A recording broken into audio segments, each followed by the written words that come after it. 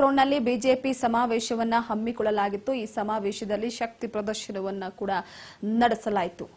ಪ್ರಮುಖವಾಗಿ ಯುವ ಕಾಂಗ್ರೆಸ್ ಅಧ್ಯಕ್ಷನ ಹೈ ಡ್ರಾಮಾವೇ ಕೂಡ ಕ್ರಿಯೇಟ್ ಆಗಿತ್ತು. ಮೇಕ್ರಿ ಸರ್ಕಲ್ ಬಳಿ ಪ್ರಧಾನಿ ಮೋದಿ ಹೋಗ್ತಾ ಇದ್ದಾಗ ಯುವ ಕಾಂಗ್ರೆಸ್ ಅಧ್ಯಕ್ಷ ಮೊಹಮ್ಮದ್ ನಲ್ಪಾಡ್ ದೊಡ್ಡ ಹೈ ಡ್ರಾಮಾವನ್ನೇ ನಡೆಸಿದ್ದಾರೆ.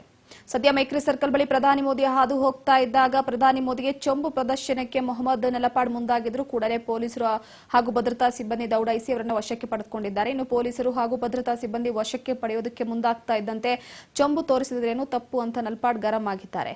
ಆದರೂ ಇದನ್ನು ಲೆಕ್ಕಿಸದೆಯೇ ಕಾಂಗ್ರೆಸ್ ಅಧ್ಯಕ್ಷ ಮೊಹಮ್ಮದ್ ನಲ್ಪಾಡ್ ಅವರನ್ನ ಭದ್ರತಾ ಸಿಬ್ಬಂದಿ ಅಲ್ಲಿಂದ ಕರೆದುಕೊಂಡು ಹೋಗಿದ್ದಾರೆ.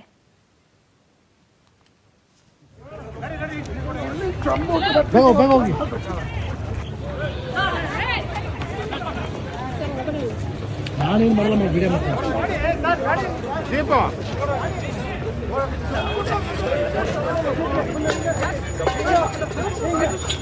ಯಾಕೆ ಹಿಂಗೆ ಮಾಡ್ತೀರಾ ನೋಡ್ರಿ.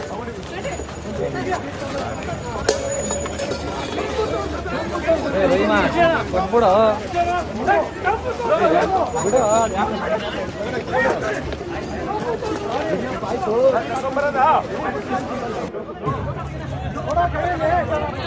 ಬೇಗ ಹೋಗಿ.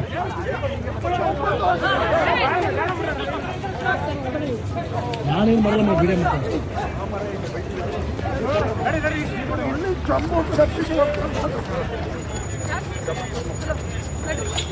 ಯಾಕೆ ಹಿಂಗೆ ಮಾಡ್ತೀರಾ ನೋಡ್ರಿ.